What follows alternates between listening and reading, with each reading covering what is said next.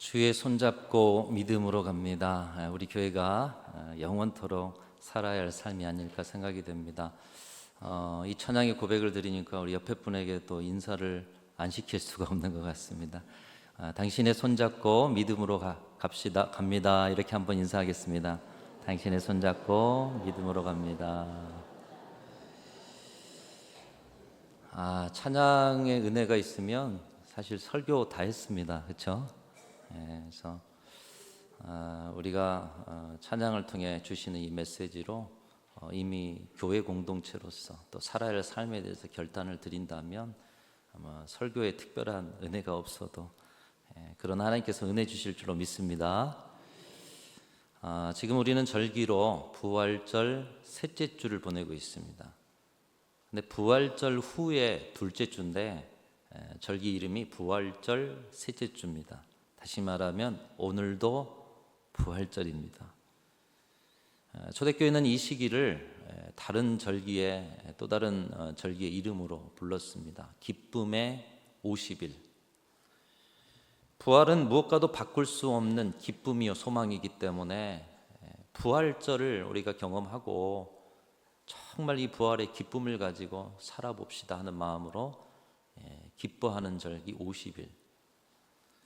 우리 신앙에 있어서 예수님 이 땅에 오신 성탄절도 하나님의 사랑으로 독생자 아들 예수께서 이 땅에 오심도 감사해서 성탄의 절기로 지내지만 그 오신 예수님께서 십자가 지지 않으시고 부활하지 않으셨다면 여러분 성탄절이 무슨 의미가 있겠습니까? 그렇기 때문에 우리 신앙에 있어서 부활절은 너무나도 중요하고 감사한 절기인 것입니다. 부활이 있기 때문에 이 땅에 어떤 일을 당해도 우리가 어떤 연약함 가운데 있어도 소망이 있는 생애를 살아갈 수가 있는 것입니다. 부활이 없다면 이 땅의 모든 인류는 결국 사망으로 끝나는 것이죠. 죽음으로 끝나는데 우리 인생에 무슨 소용이 있어요? 또 부활에 주님이 계시지만 이 자리에 앉아 있으면서도 부활을 믿지 않는다라면 여러분 세상 사람과 다를 바 없는 여러분의 인생과 신앙은 죽음으로 끝나는 것입니다. 그렇기 때문에 우리 신앙과 인생에 있어서 부활은 너무나도 중요합니다. 죽음으로 끝나는 슬픔과 회의스러운 인생이 아니라 부활로 계속해서 사라지는 능력과 생명의 생애가 바로 저와 여러분의 생애인 줄로 믿습니다. 특별히 고린도 교회의 부활 신앙에 대한 불신의 그런 자리가 있고 성도들이 있어서 사도 바울이 이 부활 신앙에 대해서 크게 외치고 있습니다. 만일 죽은 자가 다시 살아나는 일이 없으면 그리스도도 다시 살아나는 일이 없었을 터이요 그리스도께서 다시 살아나는 일이 없으면 너희 믿음도 헛되고 너희가 여전히 죄 가운데 있을 것이요 또한 그리스도 안에서 잠자는 자도 망하였으리라. 예수 믿고 돌아가신 분도 망하였을 것이다. 왜? 부활이 없는데 예수 믿을 이유가 뭐가 있고 장래에 그 소망이 있다라고 믿고 갔는데 부활이 없다면 무슨 소용이 있느냐는 거예요. 만일 그리스도 안에서 우리가 바라는 것이 다만 이 세상의 삶뿐이면 모든 사람 가운데 우리가 더욱 불쌍한 자일이라. 여러분 이것이 바로 종교죠. 이 땅에서 잘 되고 잘 먹고. 근데 우리는 종교가 아니에요. 우리는 유일한 생명의 신앙이고 우리는 영생의 나라로 가는 유일한 길, 예수 그리스도를 통해서 그 유일한 길을 살아가고 있는 줄로 믿습니다. 이 땅의 생애뿐이라면 무슨 소용이 있느냐는 거예요. 이 땅의 생애만을 추구하는 신앙생활만 한다면 무슨 소용이 있느냐는 거예요. 여러분 부활신앙으로 여러분의 모든 삶의 자리에 진정한 하나님의 소망을 누리시는 귀한 성도들이 되시기를 축복합니다. 이 고린도 교회 안에 이 부활신앙이 없는 자들을 향해서 사도 바울이 그렇게 외치면서 마지막 확신을 선포합니다. 우리 같이 읽겠습니다. 시작. 그러나 이제 그리스도께서 죽은 자 가운데서 다시 살아나사 잠자는 자들의 첫 열매가 되셨도다. 여러분 우리 주님은 부활하신 줄로 믿습니다. 할렐루야. 할렐루야가 주님을 찬양합니다잖아요. 찬양할 수밖에 없잖아요. 죽음으로 끝나는 우리의 생애가 다시 영원히 사는 생애로 예수 그리스도를 통해서 그 생애를 시작하게 된 것입니다. 한번 따라합니다. 예수 죽음 내 죽음, 예수 부활 내 부활, 여러분 이 신앙으로 살아가고 계십니까?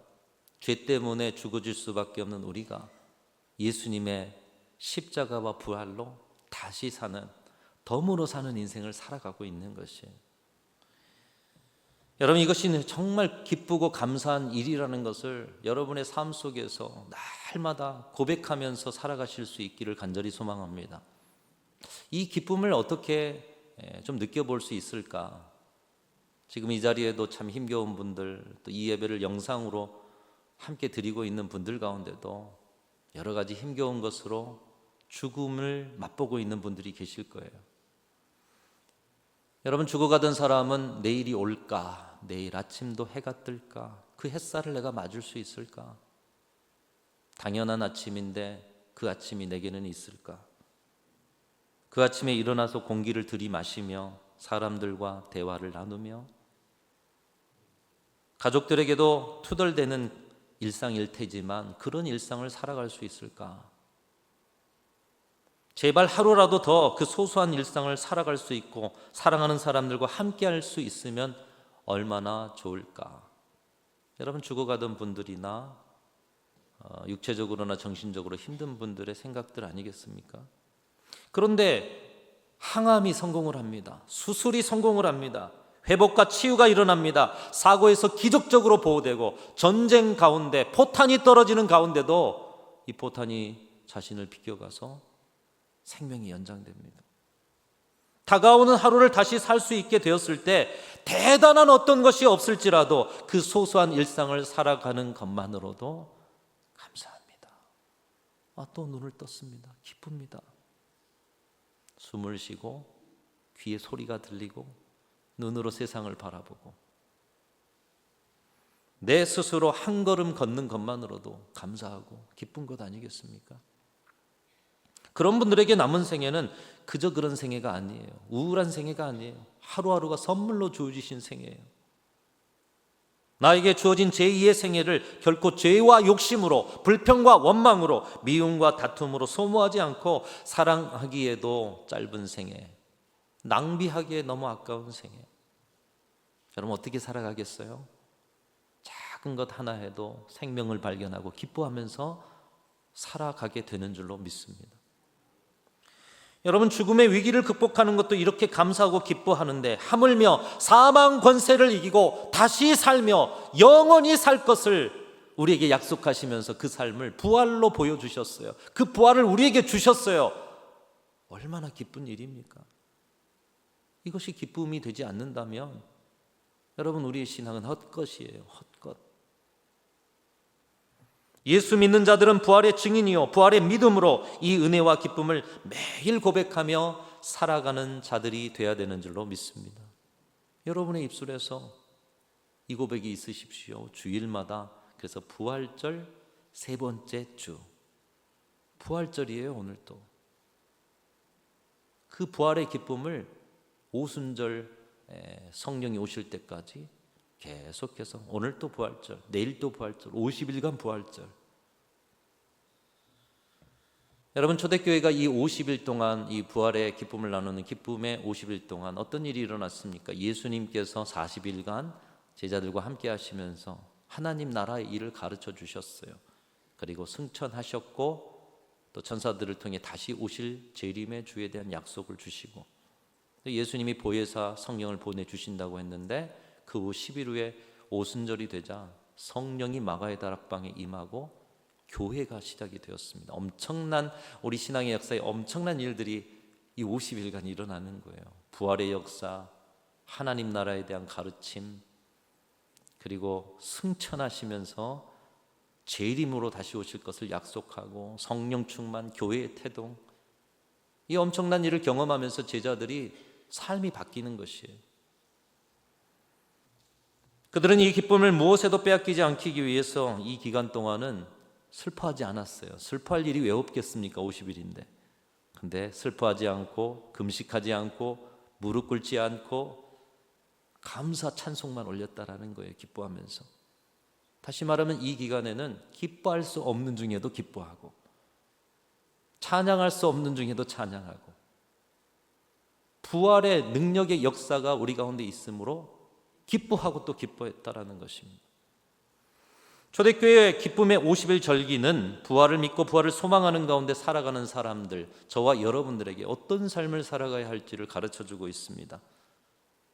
우리가 부활을 믿는 자들로서 어떤 삶을 살아가야 돼요? 기뻐하며 살아가야 한다는 거예요. 항상 기뻐하라. 어떻게 항상 기뻐해요? 그러나 부활의 소망을 갖고 살아간다면 우리는 항상 기뻐할 수 있다라는 것입니다. 그 기뻐하는 삶을 살아내는 자리가 기쁨의 50일이요. 그것을 통해서 우리가 항상 기뻐하는 삶을 살아내는 자들로 세워지는 것이죠. 사랑하는 성도 여러분, 여러분도 부활의 특권을 얻은 분들입니다. 항상 기뻐하실 수 있기를 주님의 이름으로 축원합니다. 기뻐할 수 없는 상황과 조건 속에서도 기뻐하는 부활의 능력이 저와 여러분 가운데 거하실 수 있기를 주님의 이름으로 축복합니다. 여러분, 부활의 기쁨은 한 번 웃고 마는 개그가 아닙니다. 함께 모였다 연합 예배 드리고 마는 행사가 아닙니다. 누군가 잠깐 만나서 위로하는 잠깐의 인사치레가 아닙니다. 부활의 기쁨은 영원한 것이에요. 우리의 심령에 영원하게 자리 잡아 있으면서 우리의 삶의 어둠을 치유하는 능력이 되는 줄로 믿습니다. 여러분, 죽었다가 살아나는 것보다 더 큰 일이 어디 있어요? 어떤 질병도 어떤 상황도 왜 그것이 두렵고 힘들죠? 결국 그래서 죽어질 것에 대한 두려움 아닙니까? 근데 그 죽음을 이겨버렸어요. 죽음이 해결돼 버렸어요. 우리 안에 부활의 신앙과 기쁨이 있다면 어둠을 물리칠 수가 있는 거예요.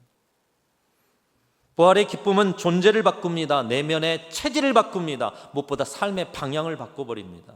다른 사람이 되는 거예요. 제자들이 다른 사람이 됐잖아요. 이 기쁨의 50일을 보내고 성령이 임하심에 다른 사람이 돼버렸잖아요. 부활의 기쁨을 맛본 사람들은 다른 사람이 됩니다. 여러분, 홀로 오래도록 살면서 짝을 못 만난 분들, 그런데 어느 날 사랑을 만나게 돼요. 사랑에 빠지게 돼요. 사랑의 기쁨을 알게 돼요. 그 사람을 만나면 내 가슴이 뛰고 삶에 의욕이 생겨요. 사랑의 기쁨을 아는 사람은 어떻게 해요? 그 사람과 영원히 함께 살고자 합니다. 옆에 분들이 결혼 상대가 못돼, 부족해. 아니요, 나는 그 사람 없으면 못 살아요. 왜요?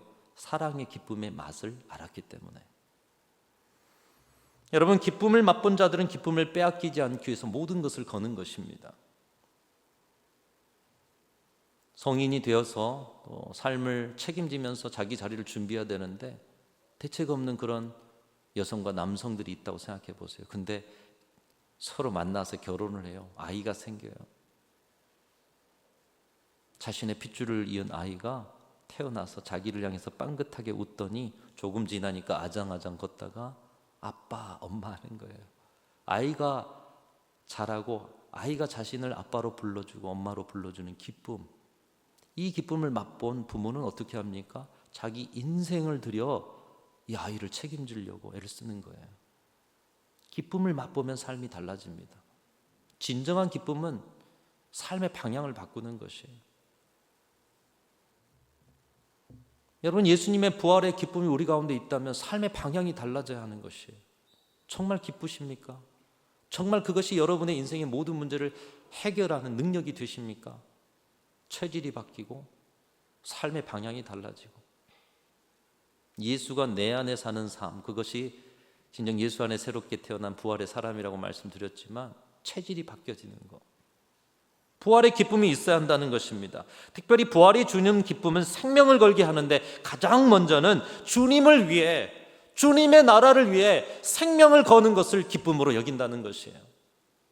나를 살리신 주님을 위해 사는 것에 아무것도 아까워하지 않는 것이죠. 생명을 새로 받았으니 그도 생명을 내어드리기를 기뻐하는 것이에요. 내가 무엇인데 죽어지고 버려져 할 내가. 찬송가에 보니까 벌레만도 못한 내가. 그래서 요즘에는 이 단어가 잘못됐습니다. 어떻게 인간이 하나님의 형상으로 됐는데 벌레라는 표현을 씁니까? 물론 그 관점도 맞지만 우리가 죄인으로서 하나님 앞에 그런 존재라는 신앙 고백이 거기 들어있는 거예요. 신앙 고백이. 나는 하나님 앞에 그 영광의 빛 앞에 벌레만도 못하다. 벌레는 자기의 본능적으로 그냥 살아가는데 나는 본능을 넘어 죄악 가운데 살아가는 존재 아닙니까? 그런 내가 생명을 받았으니 나도 생명을 내어드리기를 기뻐하는 삶, 부활의 능력과 기쁨을 맛본 자들이 바로 그 삶을 살아가는 것이죠. 지난주에 창립 120년을 지나면서 우리 교회가 어떻게 이곳에 서 있는가? 먼저는 하나님의 전적인 은혜죠. 하나님만을 바라봐야죠. 그러나 그 속에서 주님을 바라보았던 그 시대에 이름도 없고 빛도 없는 믿음의 선배들의 이 부활신앙을 가지고 생명을 다 내어드린 헌신의 자리. 여러분 선배들 몇 명 이름 아십니까? 헌신했던 몇 분이나 여러분 머릿속에 기억하고 계십니까? 별로 몰라요. 그런데도 우리는 그분들의 헌신의 터전 위에 서서 이 은혜를 누리고 있어요. 우리가 어떻게 이 자리에 서 있는가? 먼저는 하나님의 은혜죠. 그런데 이름도 없이 빛도 없이 부활의 기쁨을 맛본 자로서 내 생명과 인생 다 주께 드려도 아깝지 않습니다. 이 고백으로 살았던 믿음의 선배들, 그 선배들이 있었기에 우리가 이 자리에 있구나. 그러면서 성경을 펼쳐보니 이 제자들의 이름이 유독 눈에 들어왔습니다. 부활 이전의 제자들, 오늘 부활 이전의 관점으로 이 명단을 보면 여러분 겁쟁이들의 명단이에요. 배신자들의 명단이에요. 소심한 사람들의 명단이에요.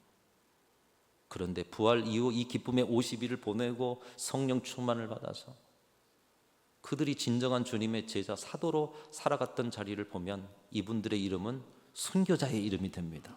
순교자의 이름이구나. 가룟 유다를 제외하고 다 순교자의 이름이 되었습니다.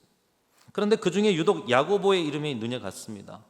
성경에 야고보가 한 세 사람 정도 나오죠. 하나는 오늘 본문의 세베대의 아들 야고보. 이 야고보와 요한은 어머니가 와가지고 치맛바람 일으키면서 예수님의 좌우편에 앉혀 달라. 나름대로 똑똑했고 또 리더격이었던 것 같아요. 또 한 사람의 야고보는 예수님의 동생 야고보. 근데 이 야고보도 예수님의 죽으심과 부활을 보고서 진정한 믿음이 들어가 초대교회 지도자가 되었어요. 근데 또 한 사람의 야고보가 바로 이 제자 중에 한 사람 알페의 아들 야고보. 이 야고보는 성실과 충성의 사람이기는 했지만 별로 드러나지 않는 사람이었어요. 그래서 그냥 작은 야고보라는 별칭이 있어요. 전승에 의하면 예수님 승천 후에 팔레스타인 남부와 이집트 부근에 복음을 전하다가 핍박하는 자들 앞에서 예수 부인해라. 예수님을 부인하지 않고 끝까지 고백하고 선포하다가 성전에서 떠밀림을 당해서 거기서 추락했다는 거예요. 그래도 숨이 붙어 있자 이 핍박자들이 가서 몽둥이로 쳐 죽였다는 것입니다. 순교했어요. 그가 이름도 없고 빛도 없이 끝까지 예수님 부인하지 않고 끝까지 복음 전하는 자로 자기의 생명을 아깝게 여기지 않고 드렸던 이유가 뭘까요? 물론 주님의 사랑이 있지만 부활의 신앙. 나는 여기가 끝이 아니야. 부활의 기쁨을 맛본 자예요. 그래서 자신의 생명을 들여도 아깝지가 않은 거예요. 마틴 루터킹 주니어 목사는 이런 말을 했습니다. 사람은 자신이 기꺼이 죽을 수 있는 이유를 발견할 때 비로소 어떻게 살아야 할지를 안다. 내가 무언가에 죽어야 할 이유를 발견하면 거기 생명 걸고 산다는 거예요. 그런 이유를 발견하지 못하니 오늘날 나이는 차가고 성인은 됐지만 그저 그런 어린아이와 같이 살아가는 사람들이 많죠. 죽어야 할 이유. 예수님이 또 비슷한 이야기를 말씀하셨어요. 아마 예수님의 말씀에 근거한 말들이 아니었을까. 우리 예수님의 말씀을 같이 한번 읽어보겠습니다. 시작. 누구든지 자기 목숨을 구원하고자 하면 잃을 것이요 누구든지 나와 복음을 위하여 자기 목숨을 잃으면 구원하리라. 우리 믿는 자들이 무엇을 위해 죽어야 할지 예수님이 말씀하고 계셔요. 나와 복음을 위해, 나와 주님의 나라를 위해 죽어야 할 자들 어떻게 사는지를 알게 되는 거예요. 부활신앙은 우리에게 이 삶을 살게 합니다. 우리를 살리기 위해서 기꺼이 생명을 내어주신 예수님처럼 내가 부활의 기쁨을 맛본 자로서 나도 기꺼이 내 생명을 주님 앞에 드리는 것, 이것을 기쁨으로 여기며 살아가는 자들이 부활신앙을 가진 자들인 것입니다. 기쁨의 50일의 진정한 부활신앙의 기쁨을 가진 우리에게도 오늘 이 아침에 요청하고 있는 말씀이 이것입니다. 너희도 이름도 없이 빛도 없이 부활의 기쁨을 맛본 자로서 너희들의 생명을 기꺼이 나와 복음을 위해서 내어놓아라 말씀하시는 거예요. 이 땅에서 영원히 살 것처럼 이 땅의 평안과 이 땅의 기쁨을 구하지 말고 부활의 기쁨을 맛본 자로서 이름도 없이 빛도 없이 나와 복음을 위해서 기꺼이 너의 생명을 내어놓으라. 지난 금요일 오전에 노예관에서 순천노예를 비롯한 4개 노예 연합으로 역사 편찬 위원들이 모였습니다. 저는 거기 소속은 아닌데 그 자리에서 조상학 목사님에 대한 연구를 발표한다고 해서 초청을 하셨어요. 가보는 이유는 우리 교회 초기에도 이분의 영향력이 얼마나 될까, 분명히 역사의 120년의 역사 속에 이분의 흔적들이 있을 텐데 하면서 궁금한 마음으로 가서 보았습니다. 이 전라도 동부 지역에 정말 전도 많이 하신 분, 그분이 권서였고요, 또 조사였고요, 성경을 읽어주시는 분이었죠. 그리고 곳곳에 다니면서 말씀을 전했던 분, 평신도 사역자. 근데 이분이 이제 선교사님들과 함께 사역하면서 광주 쪽에 교회를 세워갈 때에, 광주 선교센터가 세워질 때, 선교 스테이션이 세워질 때에 양림동에 세워지잖아요. 그런데 양림동에 유학자들이 모여 있는 그런 동네라고 합니다. 그런 동네에 센터가 세워지고 교회가 세워진다. 유학자들 얼마나 반대가 컸겠어요. 그런데 그런 데에 센터가 세워져요. 조상학 목사님이, 그때 당시에는 목사가 아니었죠, 조상학 조사가 거기에서 유학자로서의 조율을 했기 때문이 아닌가. 그래서 이분이 한 17살까지 유학이 아주 능통한 사람이었답니다. 그런데 이제 선교사님 만나고 주님 영접하고 선교사님과 함께 그런 일들을 하고. 그래서 저는 한편 우리 교회가 왜 향교 뒤편에 양사제, 지난주에 말씀드렸죠, 거기에서 10분이 모였을까, 이런 양림동의 모델을 가지고 오신 것이 아닌가. 다른 한편으로는 그 10분 중에 유학을 아주 잘하시는 유학자가 있지 않았을까, 이런 생각도 해봤습니다. 이 조상학이란 분이 고흥, 여수, 또 광양, 구례 가는 곳마다 또 교회를 세웁니다. 옛날에는 교회가, 지금 보면 지금도 지방에 마을마다 교회가 있잖아요. 그만큼 우리 믿음의 선배들은 이제 걸어서 예배하기가 쉽지 않으니까 각 곳에 교회를 세웠어요. 그런 것처럼 다니시면서 여기도 교회, 저기도 교회를 세우고, 알만한 교회들을 많이 세우고 복음을 전파했는데, 특별히 이 지역의 최초의 교회들로 알려진 보성 무만리교회, 광양 신앙리교회, 여수 장천교회 설립이 아주 중요한 인물이었습니다. 1918년에는 우리 순천중앙교회, 순천읍교회의 주일학교 지도조사로 임명되기도 했고, 70세에는 매산중학교의 교목으로도 활동을 했다고 말씀했습니다. 그리고 72세에 1950년 혼란한 시절에 이분이 또 그런 이데올로기에 휘말려서 순교를 하게 되는, 발제하시는 분이 전남 동북권의 교회와 신앙에 중요한 역할을 하신 분인데, 손양원 하면 다 알고 이기풍 하면 다 아는데 이분은 잘 모르지 않느냐. 여러분 어떠십니까? 조상학 아십니까? 똑같이 복음을 전하고요, 교회를 세우고요, 어쩌면 더 위대하게 이 동부 지역에 곳곳을 다니면서 복음 전파했는데 이분 잘 몰라요. 이 말씀을 들으니 오늘 12제자 중에 특별하게 부각되지 않은 작은 야고보가 생각이 났습니다. 작은 야고보. 자신들이 12제자는 자신들의 이름이 어떻게 날지를 알았겠습니까? 손장원 목사님이, 이기품 목사님이 자신들의 이름이 더 유명할 줄 알았겠습니까? 어쨌든 드러나지 않은 작은 야고보와 같구나 이분이. 그런데 한편 그 삶이 정답이다라는 생각이 들었습니다. 우리가 딛고 있는 이 터전, 우리가 알고 있는 누군가의 희생만으로 세워진 것이 아닙니다. 손장원 목사님, 이기풍 목사님, 또 여러분이 아시는 어떤 목사님과 몇 분 만에 헌신으로 세워진 자리가 아니에요. 이름도 없이, 빛도 없이 부활의 기쁨을 맛보고 내 생명 주님께 드리겠습니다, 고백하며 그 삶을 살아냈던 믿음의 선배들의 희생의 터전 아래 우리 교회가 서 있고 여러분의 신앙이 서 있는 거예요. 그들이 자신의 생명을 주님을 위해서, 교회를 위해서, 복음을 위해서 기꺼이 내어 주었기 때문에 우리가 오늘 이 자리에서 이렇게 편안하게 예배하고 있어요. 순천이 30% 복음화율이다. 그분들이 해놓은 거예요. 우리가 한 게 아니에요. 지난 화요일에 열린 포항 노예에 순천 노예와 자매결연 노예라고 해가지고 가서 포항 노예에 인사를 하고 왔습니다. 이제 가는 중에 노회장님이 포항 노예에 지난번에 산불이 크게 일어나가지고 우리 순천 노예가 많이 도왔습니다. 그러면서 간증 하나를 하시는 거예요.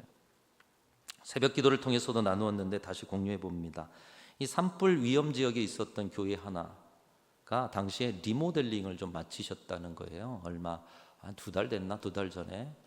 그리고 이제 리모델링을 하면서 옆에 있는 산이 가까워가지고 큰 소나무도 좀 자르고 그래서 교회 주변도 이렇게 정리를 했다는 거예요.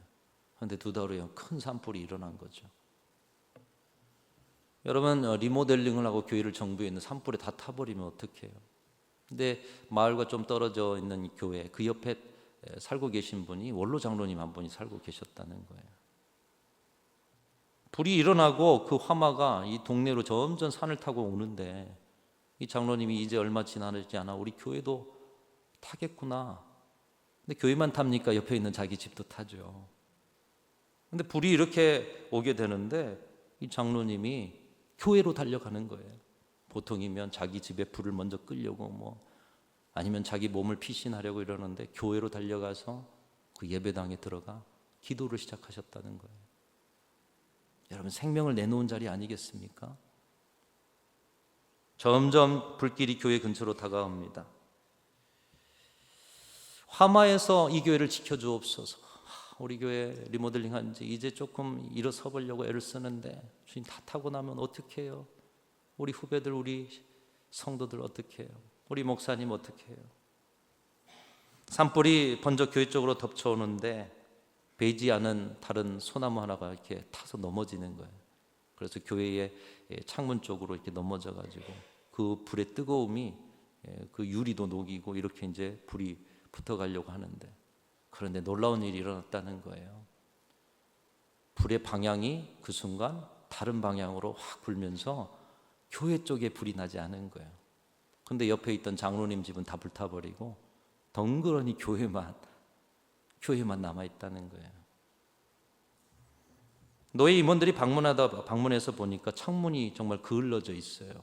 녹아 있어요.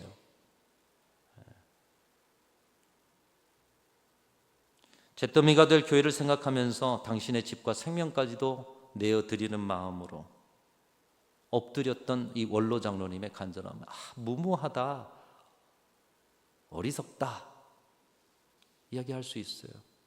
중요한 것은 그 마음, 내가 죽을지언정 나의 기도를 통해서 우리 교회를, 우리 후배들의 신앙의 터전을 하나님 제발. 여러분, 그 교회 이름 저 모릅니다.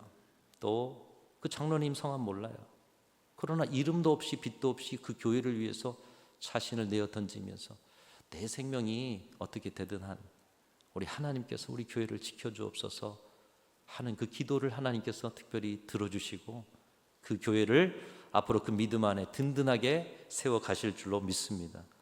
창립 120년을 맞은 우리 교회 지난 역사에도 이 원로 장로님 같은 수도 없는 숨은 헌신자들이 왜 없겠습니까? 그래서 여러분 서로 그 이야기를 해주셔야 됩니다.